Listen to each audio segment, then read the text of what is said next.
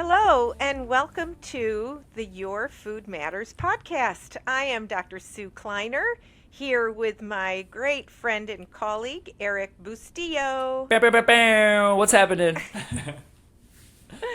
Great to see you again, Erick. And we are here to talk about part 3 of protein. If you enjoy our podcast, please share it with your friends. You can find us on all the different podcast platforms, and you can even watch us while you listen to us on YouTube on the Move Nutrition Network channel. So today we are diving into the third part of protein. We want to talk about the things that really hit you where the rubber meets the road. How do you personalize or customize your protein needs?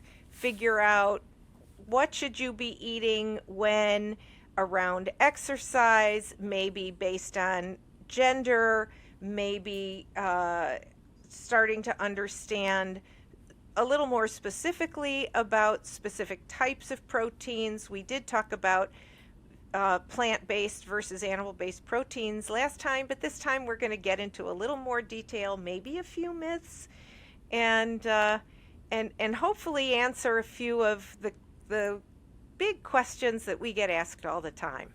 Yeah, for sure. And it's I like talking about how much protein that someone should take in. As I mentioned this in part 2, that I feel like people underconsume protein quite regularly. And seeing that, especially working with people on a very regular basis and hearing about their nutrition habits and certain fears that they have when it comes to protein.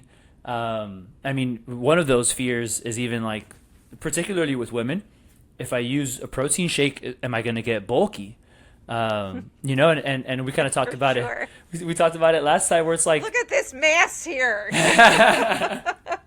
and I mean, in my opinion, it's like, I think a lot of women could probably just use even a little bit more muscle in like the most positive way. At least personally, from a physically attractive standpoint, I like how it looks. I'm not saying that, everyone's got to walk around looking like Arnold in the 70s or something. But, muscle mass is a great thing for us to have.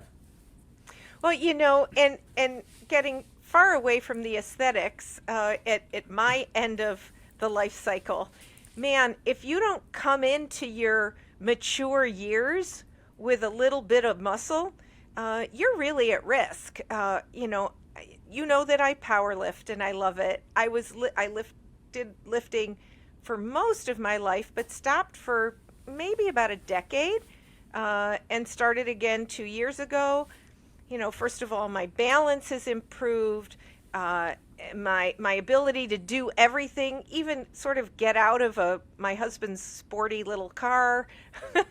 Certainly carry my grocery packages around up and down the steps. When we think of things that are called functional exercise, it's really everything we do. You don't have to specifically follow a functional exercise routine.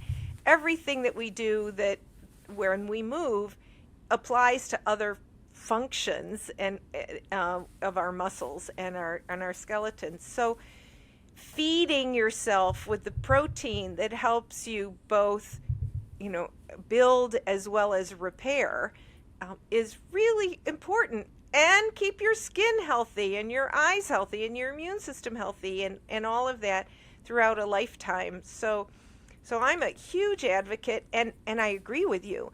As much as we read often in the news that, Americans eat more than enough protein, you and I know that many of the populations that we work with do not eat enough protein.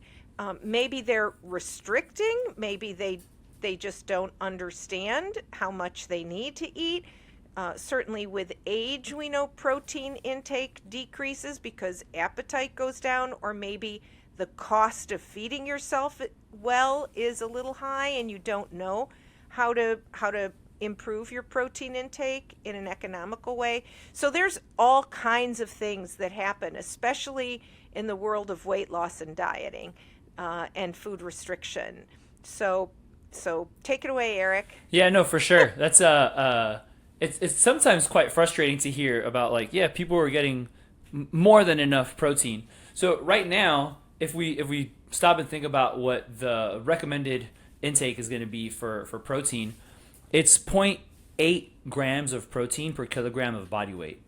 Let's just say, so just to do some quick math, let's say someone weighs 150 pounds, let's just say, and just doing the math right now, that means that they would have to consume, according to It's this, about 0.36 grams per pound. 0.36 grams per Right? pound. Yeah. Yeah. So this person would be at 54 grams of protein in a day. Now, although those recommendations are to help prevent a deficiency, I still think that that is, one, way too little. Even if someone is sedentary, and I'm not going to sit here and promote a sedentary lifestyle, but for whatever reason, if someone is sedentary, and maybe it's a season in their life, maybe it's an injury, whatever it might be, zero point 0.8 grams per kilogram or 0.36 grams per pound of body weight is most definitely not going to be enough, especially for long term, So that's when I find myself, and typically what I'll recommend for people, and I tend to work with a good bit of individuals who are active.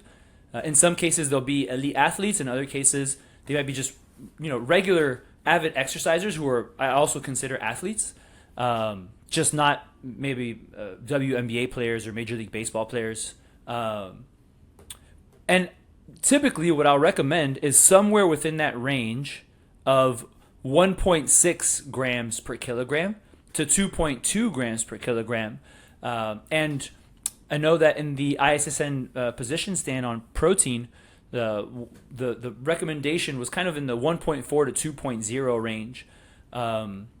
So I like that 1.6 as like the lower end for people to have as a goal. And it's quite fascinating to hear people talk about how much protein they take in or don't take in. Once they start calculating, I've had, and this is women in particular, I remember I recommended someone to consume 100 grams of protein based on their goals, their medical history, and so on and so forth, everything that we go over. And they were probably somewhere in like the 60 Right. grams, Yeah. maybe 70. Pretty average. Yeah. Yeah. And they think they're getting a lot. And they think they're getting a lot. Yeah. Yeah. Yeah. And so these numbers that you're recommending, just so folks know, this is very evidence-based stuff. Just because the dietary recommendations that come from, the government are lower, it's well recognized. Number one, that's for sedentary individuals, and also some of that is based on, as Erick said, your margin of safety, so you're not deficient. It doesn't mean it's optimal. And we're learning more and more and more about protein needs, especially at these specific times. If you're exercising, if you're dieting and you're taking in reduced calories, if you're aging, all of those populations need more, and the evidence is abundantly clear.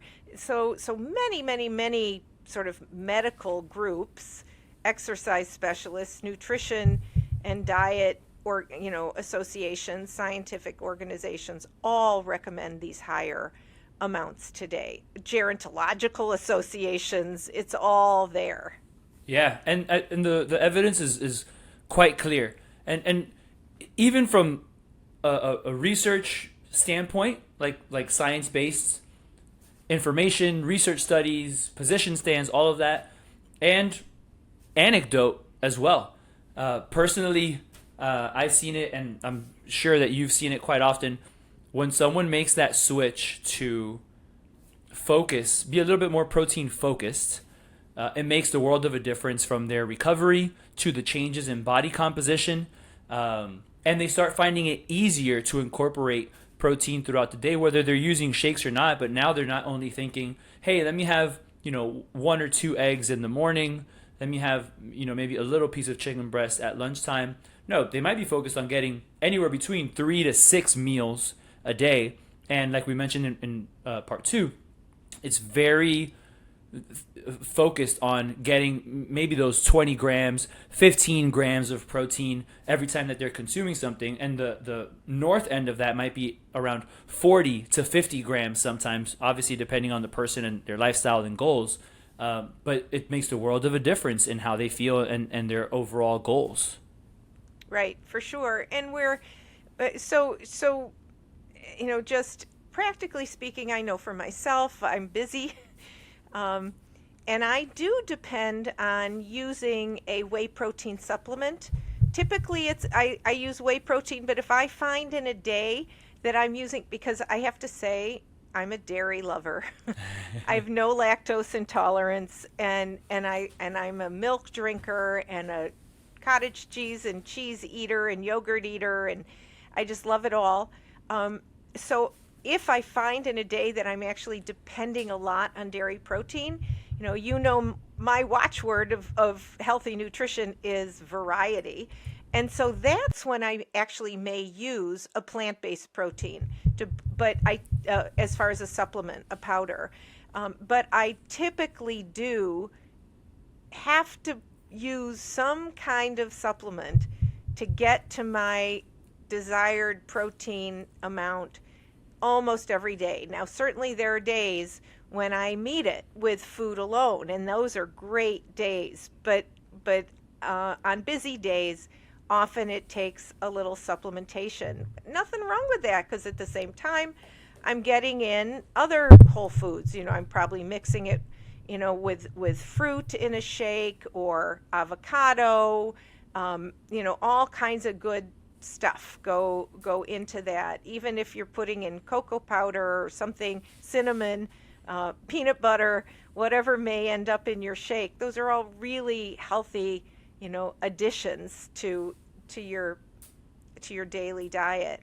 So there are some really interesting new data. We published the position stand on nutritional needs of female athletes, and that was just recently published. Really proud of the two of us, are co-authors on that paper. Primary author Dr. Stacy Sims, and a collaboration of colleagues from all corners, and really an exciting contribution to the body of literature. So in there we talk about a little bit different need for the active female post workout compared to the male. Do you recall that? You want to talk about that?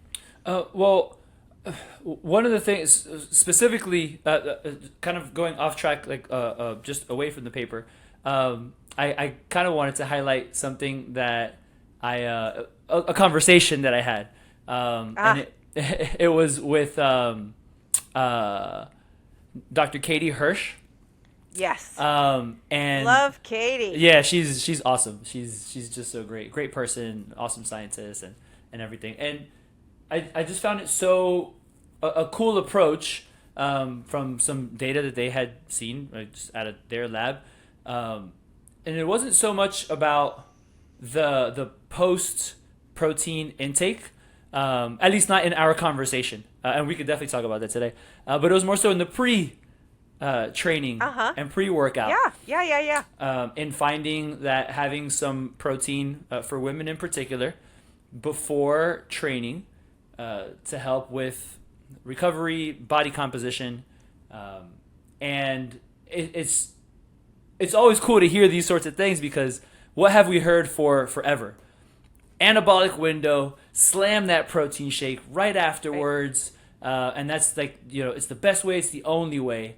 But I mean, two things can be true, right? Well, all the data were on men. So, Yep. just saying, so the issues were and are, what do you need before? What do you need during? What do you need afterwards? What are the goals of your training? And really, talk about customizing. Yes. What is the goal of each training session? And so how you feed yourself and fuel yourself really depends on the goal of each training session. So sometimes, if you're training, I've been told never to use the term junk miles, but but it is a term used meaning that you're just out running to burn calories. There's no other sort of performance goal to that running session or that aerobic or cardio session other than calorie burning. Well, if that's all you're trying to do, whether you do that fasted or fed doesn't really matter. We have shown, there was one, maybe two studies, but one study in particular in postmenopausal women that showed when they went into cardiovascular exercise that was moderate intensity exercise, when they did it fasted, they lost slightly more body fat than when they were not, than the group that was not fasted. And so that became dogma about fasting cardio for 20-year-old men. The study was on postmenopausal women, overweight postmenopausal women. So just to know where some of this stuff comes from. But my mantra is never underfuel training, because if you want to get any bang for your buck out of the time you spend in the gym or on the track or whatever you're doing, if you're underfueled, you're going to fatigue before you've maximized the opportunity. However, like you're saying, we used to say just carbs prior to exercise, but what we're learning is that particularly in the female athlete, that really depends on the exercise that she's going to be doing, right? Yeah, for sure. And especially if we're looking at something that is supportive of muscle mass, which hopefully everyone is doing something along those lines. And it's so cool. I'm going to not get into a side tangent, but it's just so cool to see more women lifting now. And you see it all over the place in regular gyms and CrossFit gyms. It's really, really cool. But as far as specific protein needs, it's quite fascinating to see and make this recommendation as well, where it used to be just for the bros, right? Right. But now it's kind of like, and I know for some time, in relatively recent years, we've kind of talked about how, in the evidence-based community, how you don't need that protein shake after working out. The anabolic window, I remember Dr. Sean Arendt talking about, it's more like a garage door kind of thing. Right. Yeah, I love that. It's like props to Sean for that one. Yeah, for sure. Another awesome person. And I find it fascinating to think that, hey, it's okay. Make sure that you get enough protein throughout the day. However, I say two things. One of them is and I'll give credit to Dr. Stacy Sims on this one in particular, is that for women it's different. For women, that post-workout shake, and I'm giving her credit because she's the one that predominantly brought it to my attention, that for women that post-workout shake is extremely important, even something like as far as rate of recovery and all of that. But if women can have that protein shake, call it 30 minutes or so in that 30-minute window after working out, it seems to make quite a difference. Right. So the protein post-exercise seems to be more important actually for women or, for females than for males. The male, for males, it seems like it's more like what Sean said. It's kind of as long as you get in your total needs for the day, whenever you get them in, it's all there, it's all good.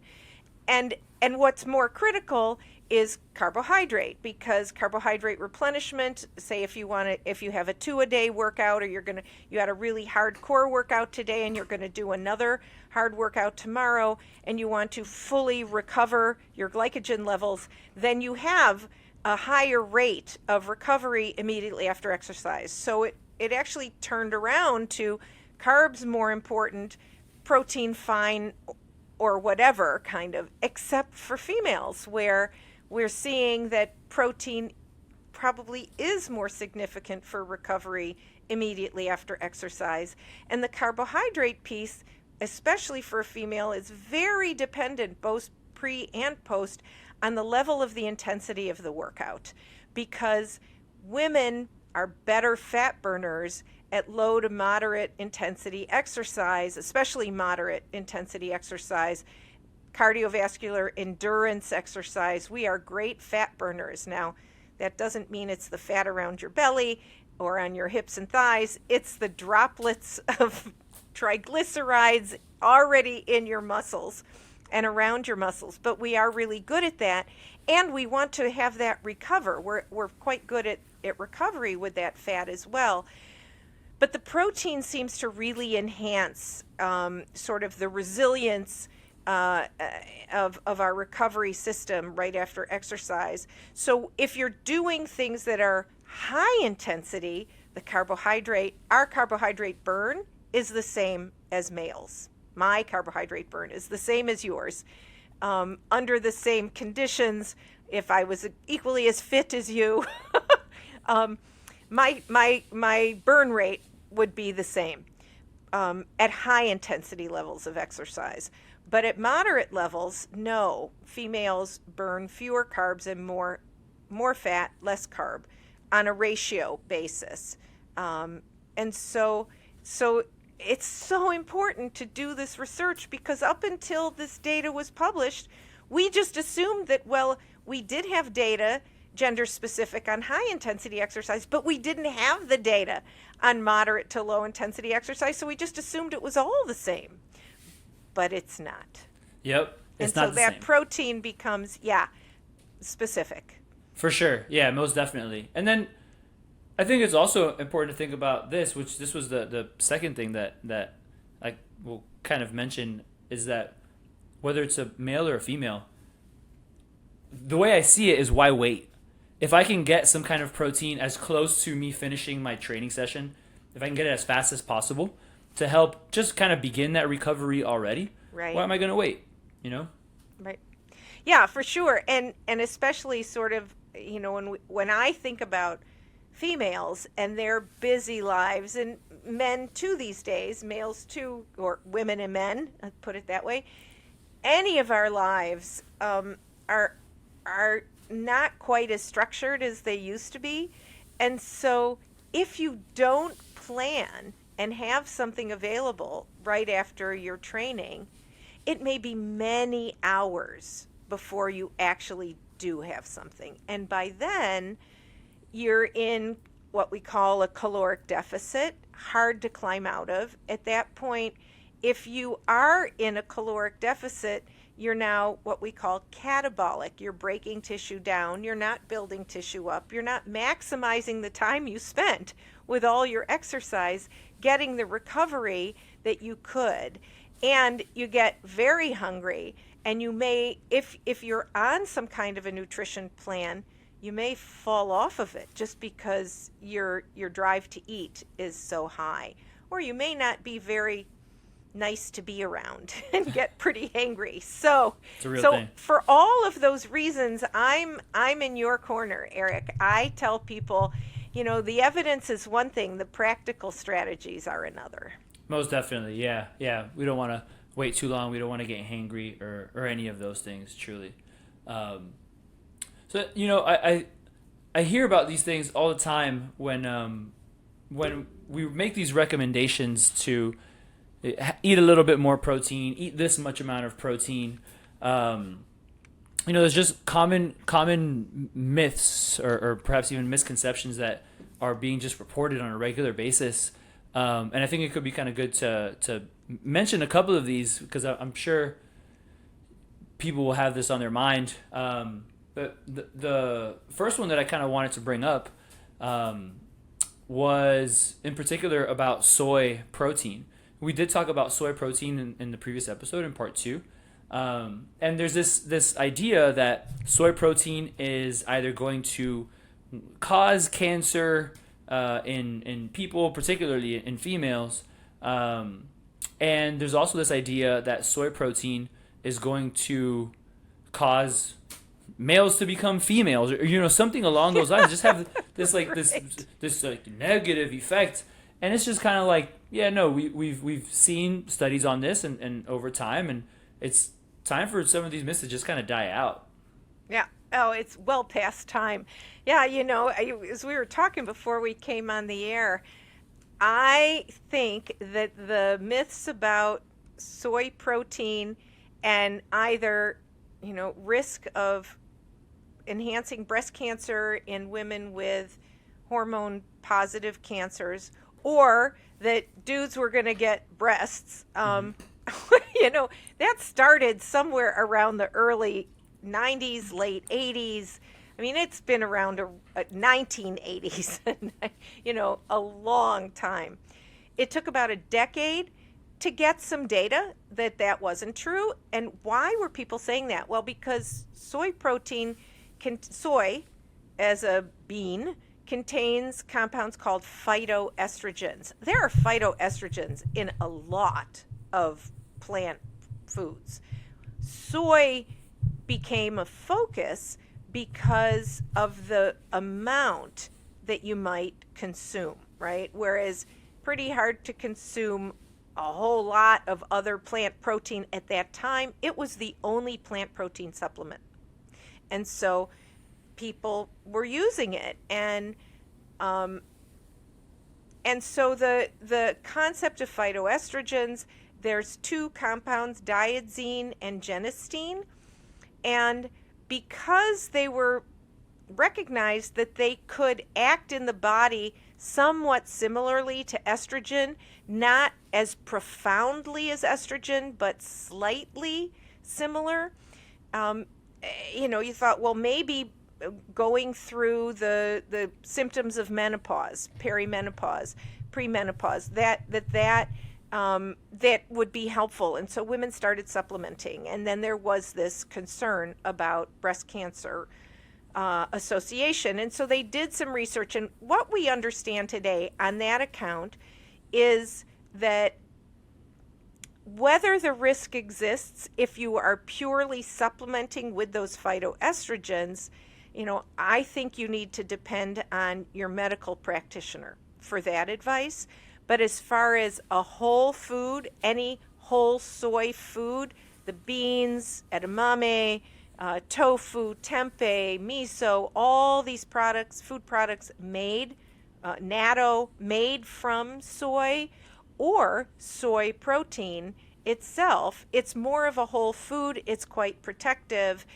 And if anything else, the issue is a dose response. And so if you're using, pretty hard to eat way too much soy food. If you're using a soy supplement, then the recommendations were don't consume more than around 30 grams a day. That was from years ago. I imagine it's, maybe it's not even that anymore. But in so many things, it's a dose response that we're concerned about. So, don't have 20 servings of soy protein supplement, or even maybe not even 4 servings of soy protein supplement.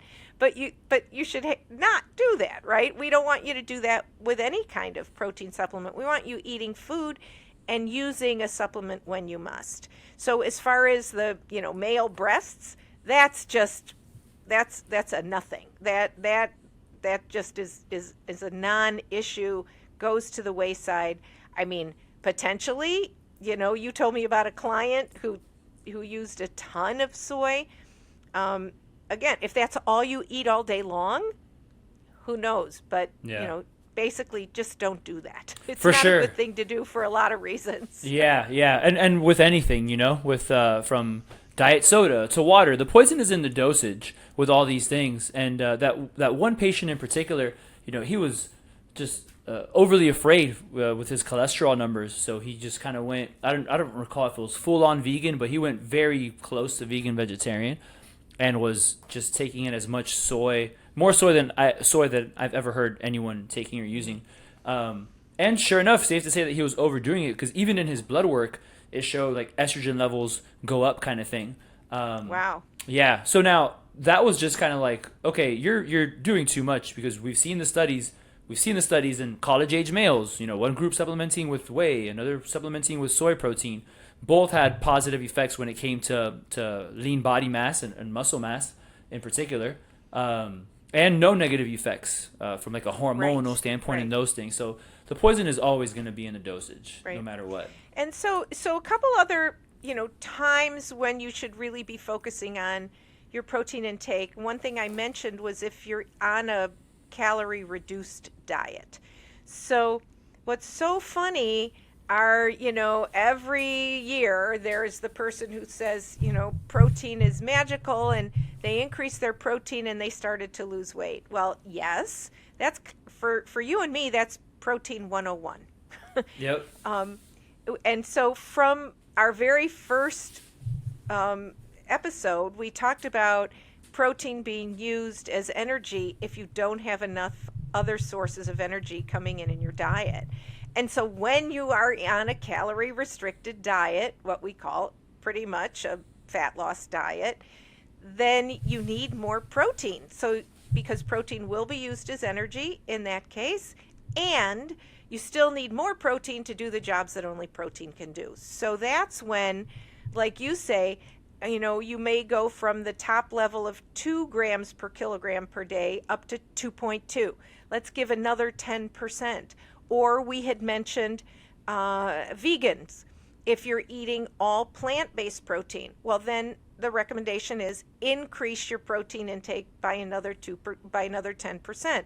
So you go from 2 grams at the top level to 2.2 grams per day.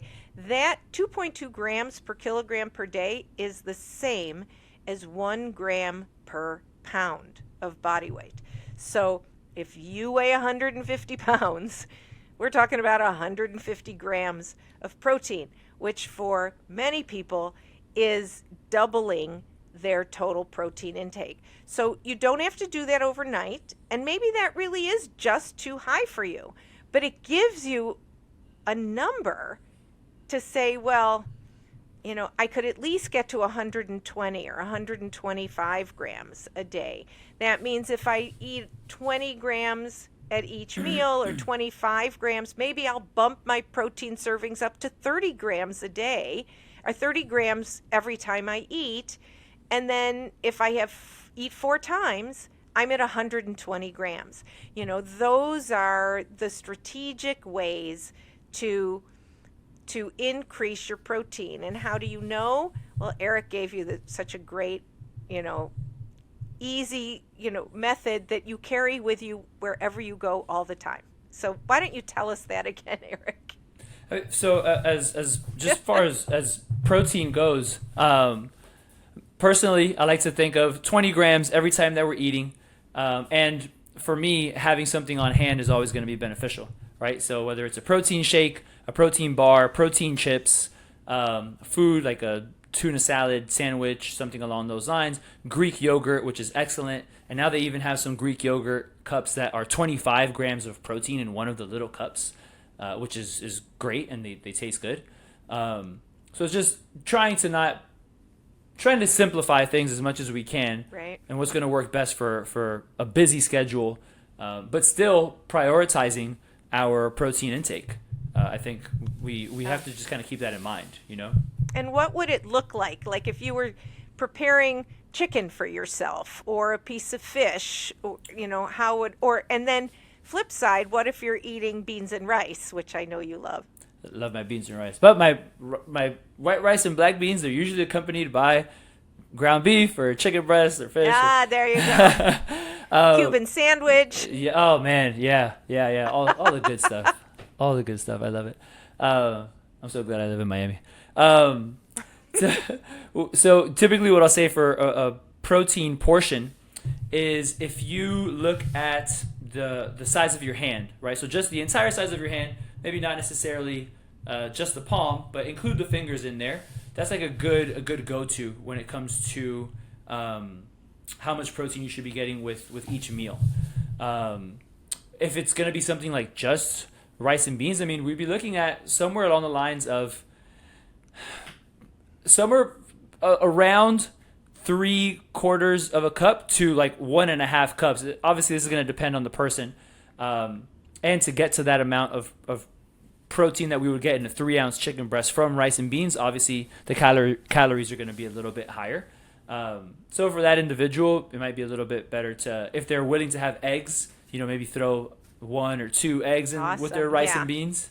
And if they don't want to have eggs, I would really encourage them to incorporate some type of a protein shake or something that's very specific and high in protein, be it a rice and pea protein shake, a soy protein shake, or something along those lines for sure. Yeah, yeah, for sure. Back to sort of if you have a low energy intake, another thing that we've learned about females in particular is protein before bed. So that also enhances recovery, may decrease muscle soreness if you're exercising a lot. So if you're on a cutting program, if you are consciously decreasing your calories, then protein before bed may, or we call it a pre-sleep protein, may be beneficial in a female, especially an active female. This is not about really enhancing sleep. One of the things we know is a very low carbohydrate diet can disrupt your sleep. And so, if you've got severe sleep disruption, pre-sleep protein, that's not what it's going to fix. But it may help you with your recovery and your muscle soreness. That's some new data that we talk about in the position stand. So that's a cool one. Little tips like that do matter, and paying attention, just having the recognition or the mindfulness about that every time you eat, because we so easily will pick up an apple, like you said, or pretzels or banana. We get in our carb-rich sources pretty easily. They're really delicious and wonderful. But if you think about, well, every time I eat, I should also have a protein source. So if it's an apple in peanut butter or another nut butter or cheese, or just something else where you're combining protein with whatever else you're eating. And don't forget that glass of milk. If it's cow's milk or soy milk, is a rich source of protein. Also, just beware that the nut milks are not rich sources of protein unless they have particularly been fortified and it's some special brand that adds more protein. Nut milks are not good protein sources. They may give you lots of other minerals and healthy fats, but they're not a great protein source. So just be aware that if you're using those as a beverage to replace cow's milk, it doesn't nutritionally replace cow's milk. Yeah, and they're really more like nut waters than milk, I would say. Yes, yeah. The first ingredient is like water. Right, a little issue with that word milk, but that's legal. They can do it, and, For sure. And people understand it. It's in the common sort of vocabulary now, but we should be aware. Well, I think we've sort of come down. We've doubled our time, but the one thing both of us want to tell you is that if you want more information, the Journal of the International Society of Sport Nutrition, all of the articles are free access. There are many wonderful position stands. We do have a position stand on protein, and you can search that.